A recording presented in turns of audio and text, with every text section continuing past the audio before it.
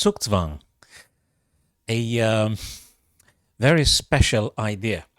It is something resembling, if you like, the sort of Aikido in the martial arts.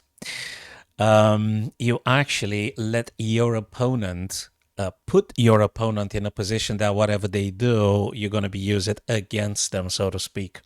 I don't know if that helps in understanding, but I'll try to exemplify. So you put your opponent in Zugzwang, whatever they try to play, it will worsen their position.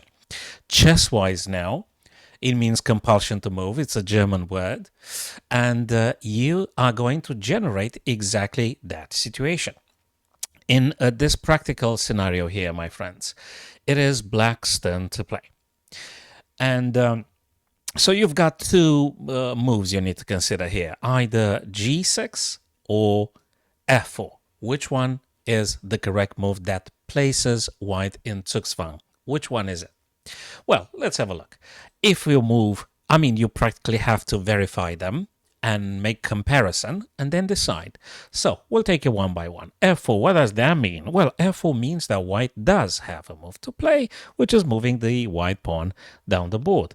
And then you may find yourself in a position in which you are in Zugzwang, because then you have to play the king, and you already made way for the white king to centralize itself.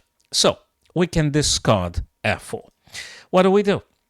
Let's look at G6 here. What does G6 mean? Well, what is white going to play? What is the possibility for them? Well, if they push the pawn, you're going to capture. If they advance the pawn, eventually you're going to push on e4, checking the king, and they will have to make way. And then you're going to grab this guy here on c4. So you play G6. White is in Zugzwang now. They play, but hey, now you just create yourself a pass pawn, because you are going to just very nicely capture on h5, and this guy will promote. And if the white king attempts to stop it, they will have to give you the c4 white pawn.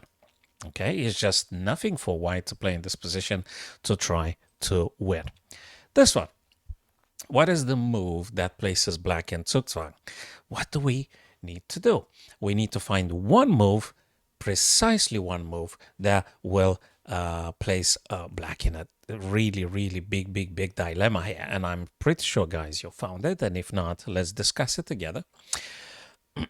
By the way, there's no point to do checks on the background, because king is going to be moving, and I'm not sure you're going to be making too much of a progress. And the situation is uncertain. So, but what if we play something like king to f5? Okay, now you would say, yeah, but what's the stuff? I can move the rook, right? I can play the rook. Well, it's just that's about it, because the story will end very shortly. Given the king to g6, cutting away the king possibility to play, rook can't move back to check you, and definitely checkmate is coming here. So after you play king to f5, black really has an issue. If they play bishop to g7, you're gonna grab this guy here. If they play bishop to g7, yeah, you're going to capture the pawn, and you're going to be promoting this guy sooner or later. So there's really nothing for them to play. This one here. And what I like about today's idea, lesson, Zugzwang, is that we actually get to discuss the opposition, which is a type of Zugzwang. So what do we play here? So it's important to understand that we need to, if possible, make the opposition ourselves, in which the king is separated by a square from our opponent's king, or by a odd number of squares, 3, 5. So now here, I'm going to play the opposition. Why? Because the black king will have to make way for my king to either gain entry or attack the pawn which is defended, or they try to defend it. So now we're going to play the opposition. Notice how the black king either goes to the right, that means allows us to play king b5, thus taking this guy, and they will have a big problem because this guy wants to promote. Or they go to the left, in which case, again, it allows us to going very nicely into the center, centralizing our king. Notice how those squares are not accessible for the black king. And then again, we're going to push the black king away from defending the black pawn. And the shortest way to doing that, my friends, is simply getting king over to c5. And again, they will have to make way. All right, they will have to make way. And we're going to play b5. And we're going to take on a5. There is absolutely no chance for them to stopping us from capturing. Brilliant. And now simply white is winning here. In this position, how do we make a Zugzwang? How do we put black in a very, very delicate position? Whatever they play going to be bad for them. Notice that I want to stay in touch with my pawn, because if I move away, they're going to take, and I might be very well just losing. So we don't want to lose. We want to win. That's why we play. So how do I put my opponent in Zugzwang? Well, I got 2 pawns here. Which one to move? Pause the video if you don't know. Or if you couldn't find it, let's try to understand it together, my friends. If we do something like b4, nothing really. I mean, they're not in Zugzwang. They're going to be moving the other guy probably on b6. So I don't know about this. But definitely the shortest way to doing good stuff and the only correct move is simply a5. There is no b6 happening. Not even b5. I hope you guys remember the en passant rule that says that if the pawn goes from the starting line 2 squares right next to your pawn, you have the chance to go behind them and take on b6 en passant, and therefore you're going to get in 2 more tempi, a queen. That's it. You just won. Or if they don't play b5, which by the way is just completely losing, now the black king loses the connection with the pawn on f4. They'll have to go backwards, whatever that means, and you're gonna take this pawn and you're gonna create this guy. Pass pawn will be promoting, not mentioning this is an isolated pawn to which you will be having access sooner or later.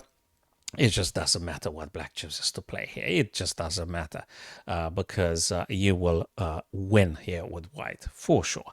How do we put black here in Zugzwang? So let's see now. They did create the opposition. That is true. But luckily for you, you still have 1 pawn that actually does get to move now. And the move is, you've got it, guys. You're going to play 5, and black will have to go either left or right. There is no choice for them. And exactly as we said, Zugzwang, compulsion to move.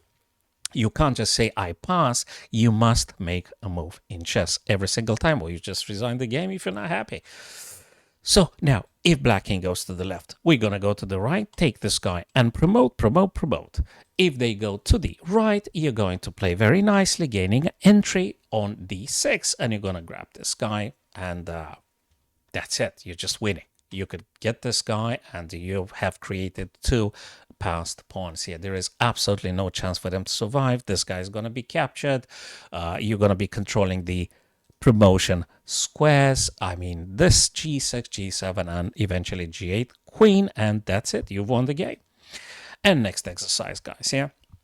Okay, what do we do? Now, I love this kind of exercise right here because you would say, oh, let me find the shortest way to actually get to attack the h3. But we got to be very careful about this one, because if we play ourselves king to e4, they would make opposition. What does that mean? You have to make way yourself. You're not going to make anything here, because with this king e4, they're going to place themselves on e2 in front of your king, denying you entry on the very critical f3 square. You won't be able to make it. You won't be able to go to attack h3. So you have to generate the opposition here. This is the brilliant move, because now the white king tries to, but you're going to follow them. And when they advance to try to protect this guy, you're going to come via d3. Sorry, guys, you're going to move via f4. And after they play g2, you're going to play very nicely e3. And sooner or later, you will get access to the h3 white pawn here. You're going to capture it. There is no way for them to defend, because this guy is going to be taken and black is winning. This position here, where is the only move for black to play in order to put white in Zugzwang? So let's see. Can I push this guy? Not really. I can't, because they're going to be creating pass pawn. I absolutely can't do that. Now, that doesn't make any sense whatsoever. Can I push this? No, they're actually attacking it with two pawns connected. That's just nonsense. And the knight is super, super, super, super active, so to speak. I mean, not super active, is the only active white piece. So I need to deny them more activity. How are they active? Well, they may want to play on h3, or the king may want to go. So let's just try to deny the g3, either for king or for the knight. So how do I do this? I'm playing very nicely king to h4. Okay, why is that? Well, if the king moves, let's just put it this way. If king moves to the right, either e3 or e2, you're going to be playing very nicely, king to g3, attacking both knight and pawn, and the king can't move closer. If knight plays on h3, which by the way is a blunder, you just capture straight away. All right. So now white is in Zugzwang, and whatever they try to play, they will lose either knight or pawn, and giving your king entry. Next one here, guys. You may want to pause the video because there is only one very good move here for white accessible to play.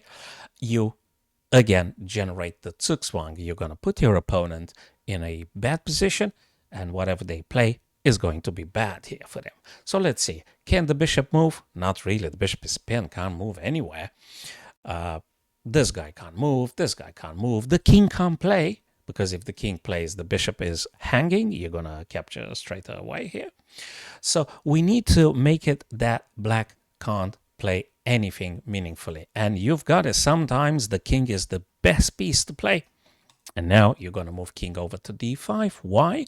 Because the black rook is the last active piece of black, and they can't move anything. They can't go c6. That was very important because we take away the c6 from the black rook. That one is not playable because obviously you're going to capture. Rook can't go anywhere, and the f7 black pawn cannot move anywhere because the rook will lose its defender. So king to d5 denies any chance for your opponent to play something. All right, whatever they play now, this is a very good position for us to understand. Whatever black chooses to play is bad. Anything that you may try to play is bad here because the position collapses and you guys win. Okay, thanks for watching this short video, guys. Subscribe to my YouTube channel. Maybe see me on my live streams and we can discuss this kind of positions and maybe analyze together Super Grandmaster's game. Soren Chess Coach here, guys, and I'll see you on the next video. Thank you.